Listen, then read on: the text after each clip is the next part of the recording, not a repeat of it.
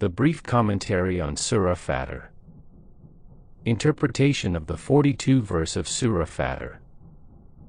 As-Saadi wrote, "The unbelievers swore that if a warner came to them, they would take the right path. They swore that they would be better committed to the truth than the Jews and Christians, but they did not keep their sworn promises. When the warner came to them, they did not follow the straight path. Not only did they not surpass the previous nations in righteousness and piety, but they remained true to error. The prophetic sermons did not increase anything in them but seduction, iniquity, and stubbornness. They made sworn promises without good intentions and sincere intention to find the truth, and if this were not so, they would certainly keep their promises. They swore only because of their arrogant attitude towards people and disregard for the truth. Their loud statements were just cunning and deceit. They pretended to follow the straight path and strive for the truth, but with their false statements they only deceived the erring and carried away the common people. But the evil thoughts and vicious intentions of the unbelievers will certainly turn against them.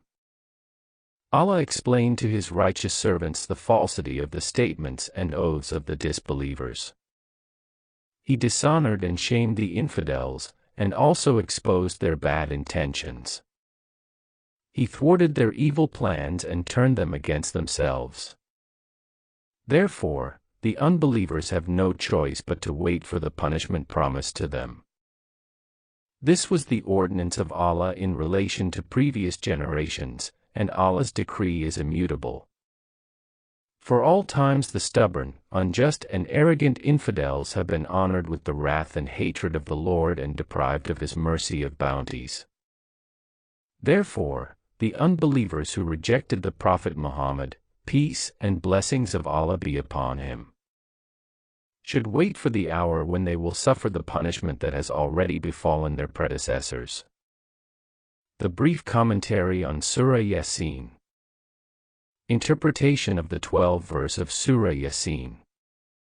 It is reported that Abu Sa'id al-Khudri said, "People from the Banu Salama tribe complained to the Messenger of Allah, peace and blessings of Allah be upon him, that their houses were located far from the mosque. And then the verse was sent down, 'Verily, we revive the dead and we record what they did and what they left behind.'" This hadith was narrated by Ibn Kathir referring to al-Bazar. Sheikh Muqbil al-Wadi called his chain weak, but noted that it is strengthened by other similar messages transmitted at Tirmizi and al-Hakim and others. Interpretation of the 51st verse of Surah Yasin.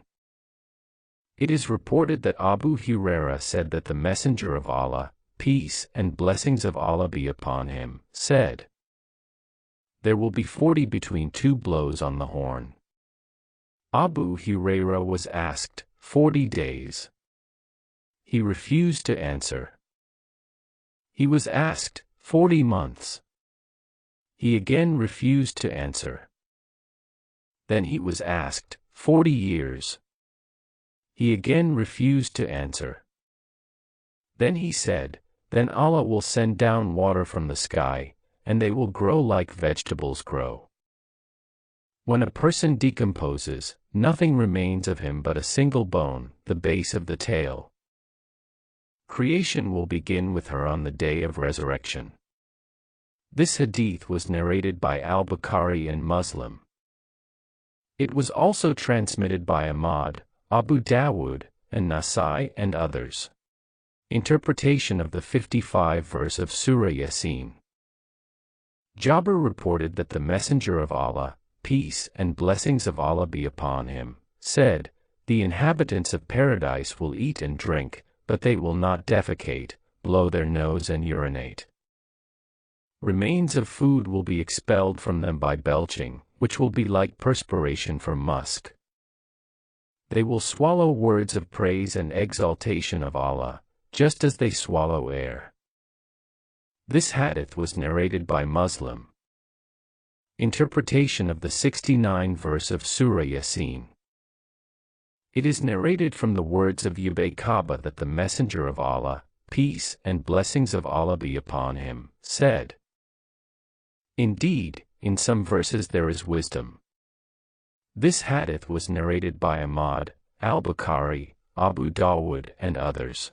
However, it is undesirable to get carried away with poetry to such an extent that it prevents a person from remembering Allah, acquiring knowledge and reading the Quran.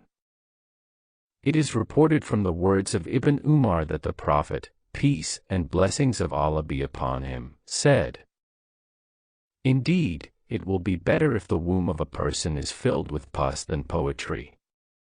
This hadith was narrated by Ahmad, al-Bukhari, ad-Darimi and others. Interpretation of the 78th verse of Surah Yasin. It is reported that Ibn Abbas said that Allah's whale took a bone from the valley, ground it into powder and said to the Messenger of Allah, "Peace and blessings of Allah be upon him. Will Allah revive them after they have decayed?" The Messenger of Allah, peace and blessings of Allah be upon him, replied, "Yes, Allah will first kill you, then resurrect you, and then cast you into Gehenna." And then the last verses of Surah Yasin were sent down. This hadith was transmitted by Ibn Abu Hatim and al-Hakim, and the latter called it authentic according to the requirements of al-Bukhari and Muslim.